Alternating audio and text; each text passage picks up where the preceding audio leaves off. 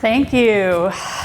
I just have to acknowledge that this is only the second time I've spoken in front of a live audience in almost 3 years.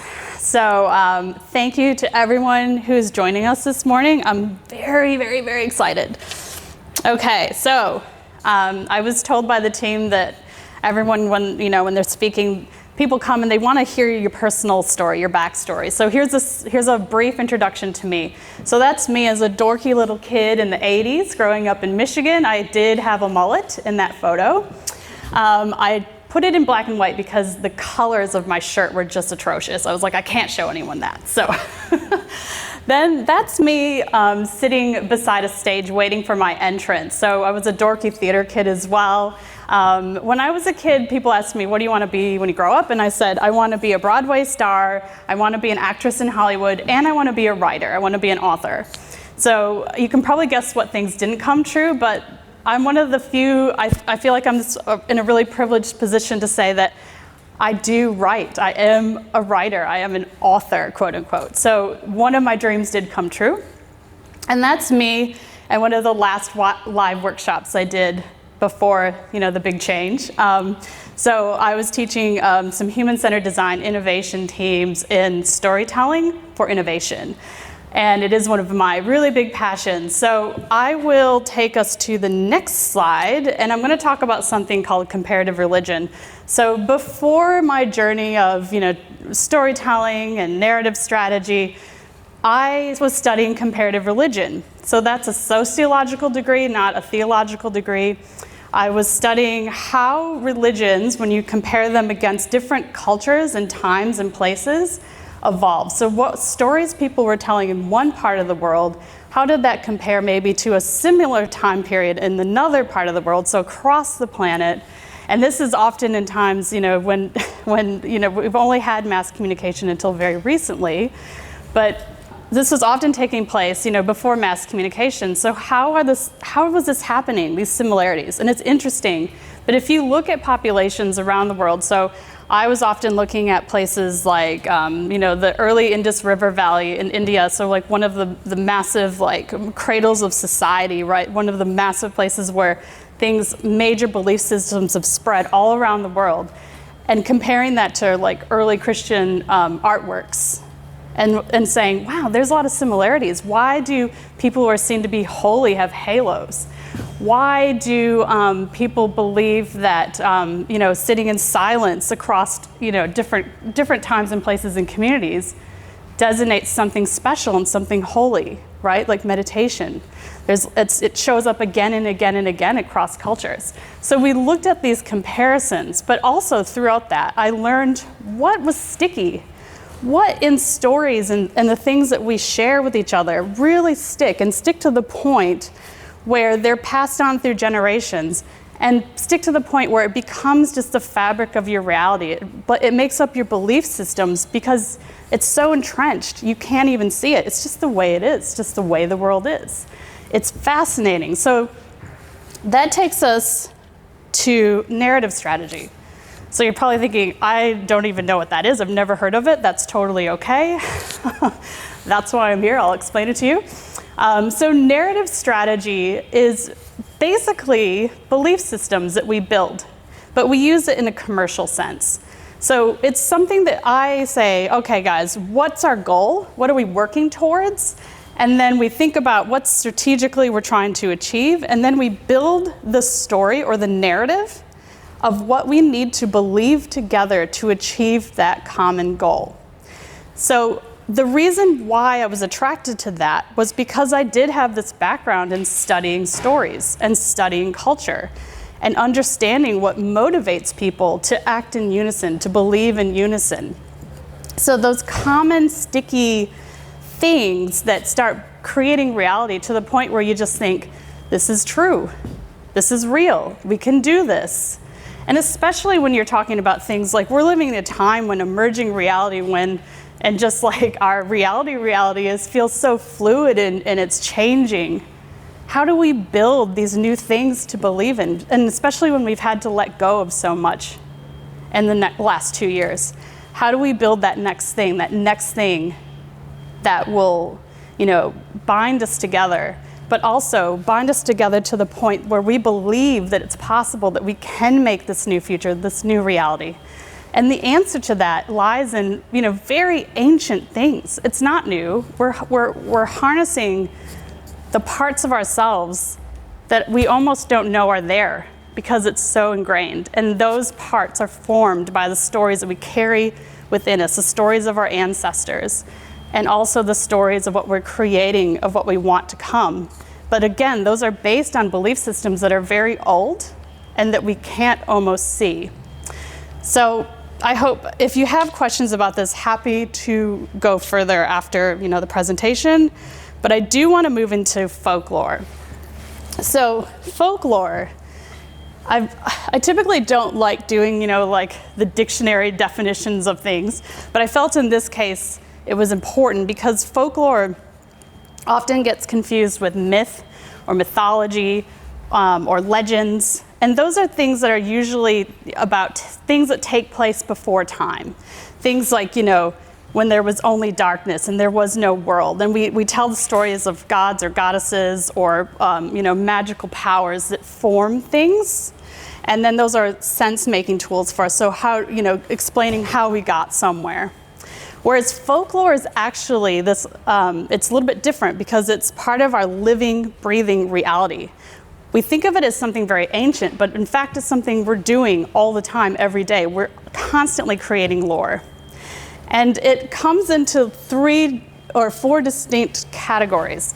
So this is, a reference from various different academic papers, and that's why the language is a bit strange, like oral literature. I would say oral tradition, because literature we think of something as being written down, but it's an academic term, that's okay. But what I'm going to do is I'm going to go into dissecting something that we're all really familiar with. Can someone tell me who this is a photo of or image of? It is, yep, Farlap. So what I'm going to do with you right now is to dissect some living folklore. We're going to talk about the Melbourne Cup, okay? So, and I just want to say that I understand that horse racing and that the use of animals in different ways might not be acceptable to some people that are here today. I completely agree and understand everyone's position on this. I'm only talking about this as a cultural experiment. So, happy to talk about, whether, the political implications of things. That's fine.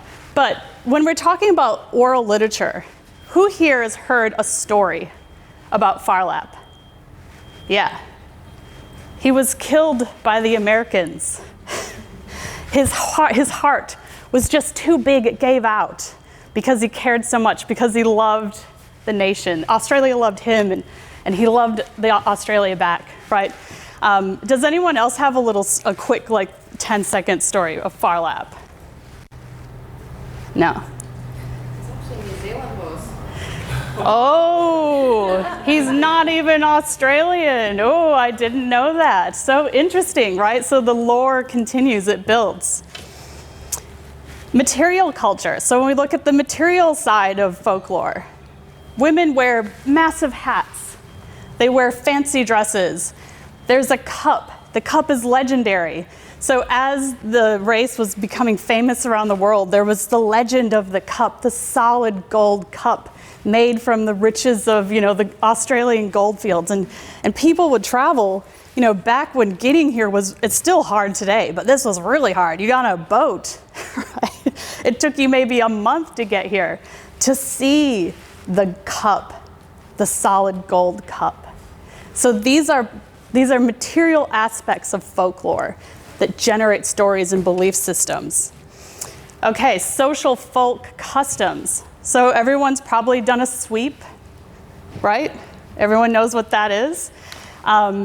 There's even if you're not in Victoria, even if you don't have the day off, people will stop work to watch the race.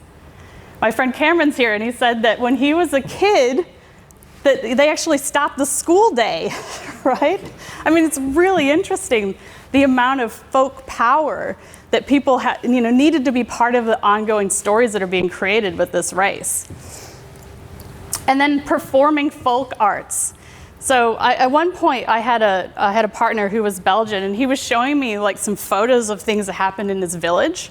And it was this really strange photos of people wearing these suits, and they had straw stuffed into their suits, and they had these hats with straw hanging out of it, and like a weird kind of mask. And I said, why are they doing that? And he said, no one knows. Like you just on this particular, it was like a feast day. And on that feast day in the Catholic calendar, everyone put on these strange costumes and pranced around in the streets. And I'm like, okay. But that's part of like their folklore, their customs, and it's so entrenched. You don't know why you do it. So, so my question is, why does this look normal to us? It's actually not. It's like women dressed up in like early 19th century dresses with massive hats on stilts with, I don't know, like some bagpipers in the background. If you look at that from a purely like sociological perspective, it's like, what's going on here? And yet, if you're at the parade and you're watching these people prancing by you, you're like, this is all totally fine. This is normal, right? But it was the same kind of, you think like from an outside perspective, it's the same as me asking my then partner, why the straw? And it's the same type of experience. But this is a performance of folk art on the street.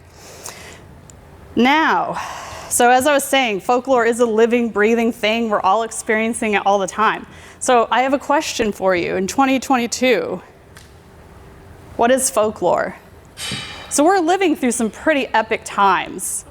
And these are all material objects, but now have some lore around them. Everyone has a story about this, one of these things. I want you to choose an object, turn to somewhere near you, and I want you to tell like a really quick little story. I can get you started if you need, but I would really rather hear it from you. I mean, come on, everyone's got a toilet paper story. Once the folklore starts happening, hello. Hello, everyone. So has everyone told at least one story? Has everyone told? Okay. So can I just grab everyone's attention again? Because now what we're going to do is I'm going to ask one or two people to share a bit of lore. Or if you just heard a really fantastic piece of lore, nominate someone to tell their story. Who's brave? Who wants to start their Friday off with folklore? I can start. Okay. Just stand up. Yeah, maybe, do you want to? Can everyone hear me? Yeah. Do you want me to use the microphone or not? Yeah. No? Yes. Can you hear me now? Yeah. So my story was that my partner's sister got us for Christmas this Who Gives a Crap box. And so Christmas is obviously in December. She's the worst gift giver in the world. And it stayed at her house for, it just stayed at her house. We didn't know what it was. She said, I have a Christmas gift for you. It's just, well, I'll give it to you next time I see you. Never happened. And then, TP sold out. We were like, we now need to go and like steal some toilet paper from one of our studios. No, we didn't do that. So she comes over and she gives us this, our Christmas gift is that one huge box of Who Gives a Crap. Oh my God, this is the best gift. And so we take their individually wrapped, they're fun wrapped, as you know. And we live in a little apartment building, so we hand them out to our little neighbors and we say, Merry Christmas.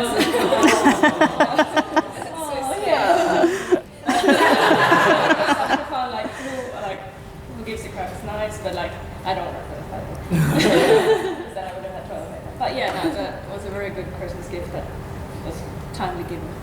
Yeah, nice. That's a good piece of lore.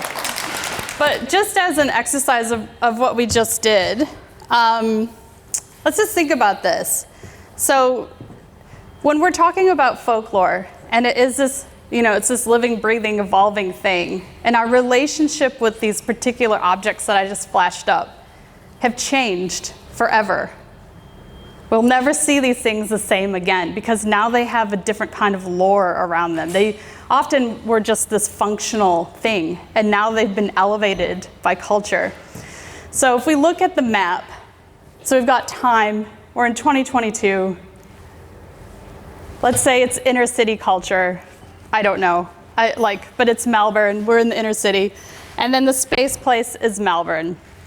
So Melbourne has like kind of different, cultural vibes, right? Like I used to live in the north side. I recently moved to Elwood. It has a different cultural vibe. And so I guess what my question is to you right now is when we think about folklore and we think about the stories that we're creating and the way that these particular objects that I flashed up, did anyone get any insights into the way that you personally or maybe the culture around you now relates to those things? There's some head nods. Can I get somebody who's nodding their head to share? Yes, I feel like you really want to, woman with a beautiful hairstyle. Me? Yes. Thank you. That's a great compliment. Well, I was just thinking, hello everyone.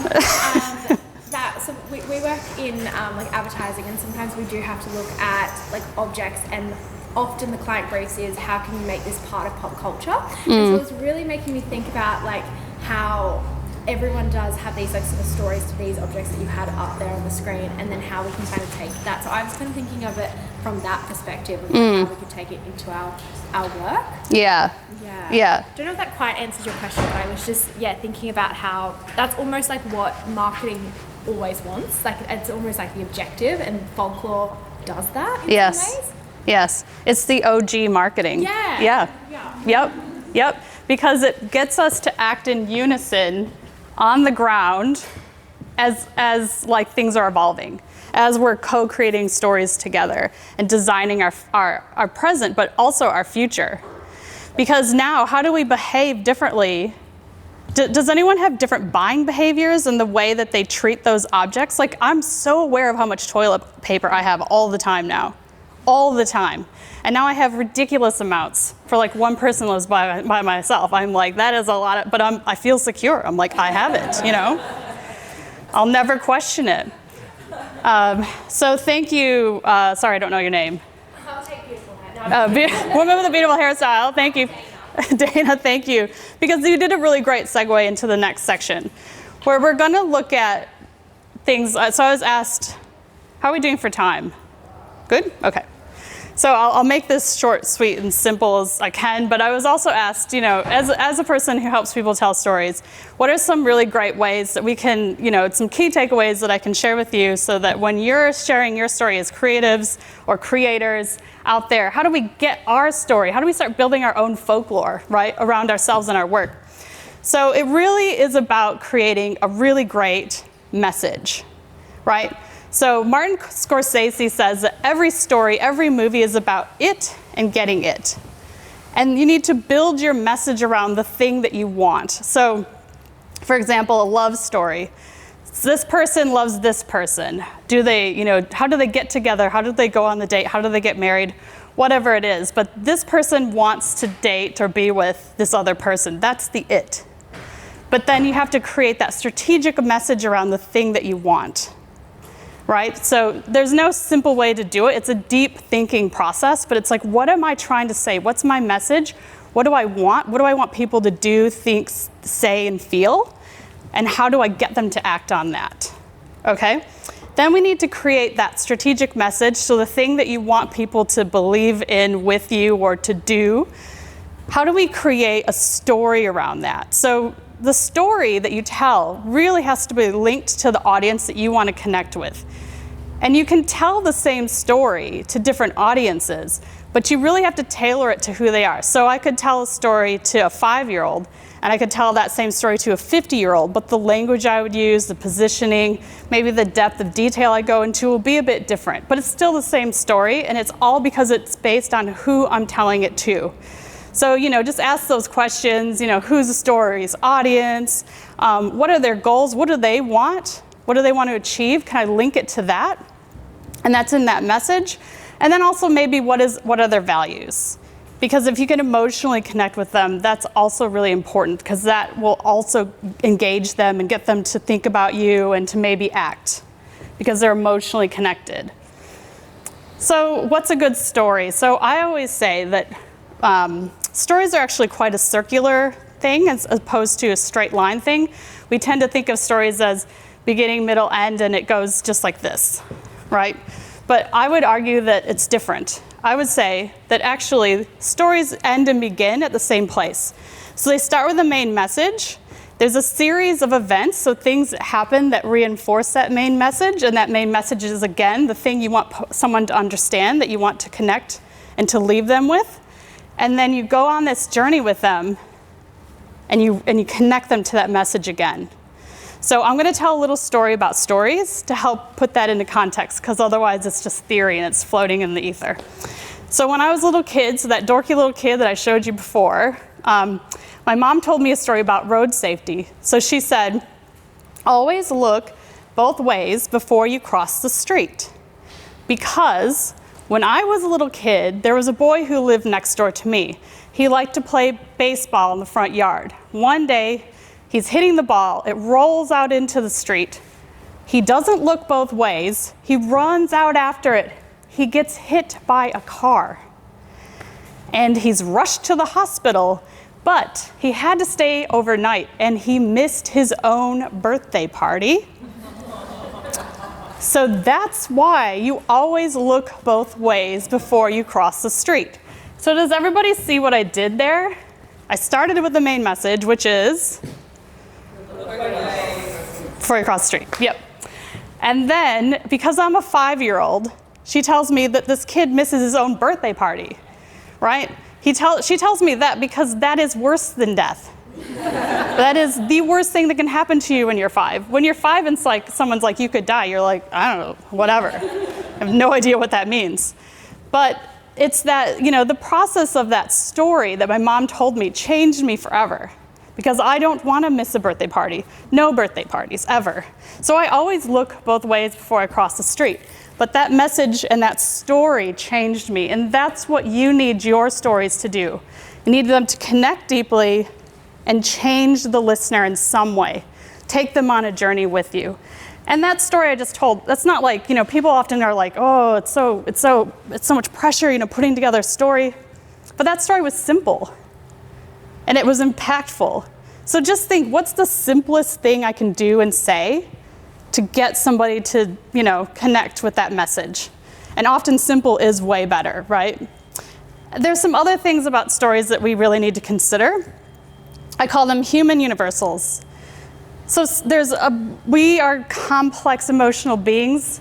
We experience really deep emotions like love and fear. So make sure that you connect with people through these emotions. We often forget to make things emotional, but that is the most important part of anything we do, especially in business. We're told, get to the facts and have the figures and yada, yada, yada. But none of that means anything unless you feel something about the facts and figures and metrics or whatever it is.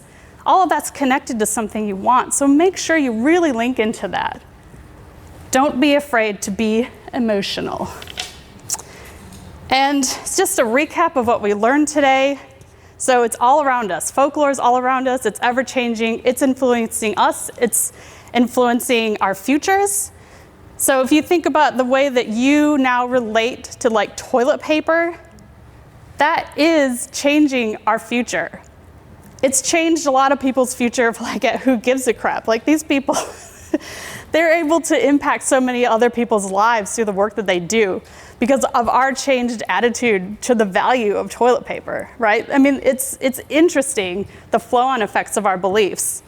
And when you're building your story, make sure that you create your own culture around the work that you're doing. So do create your own stories.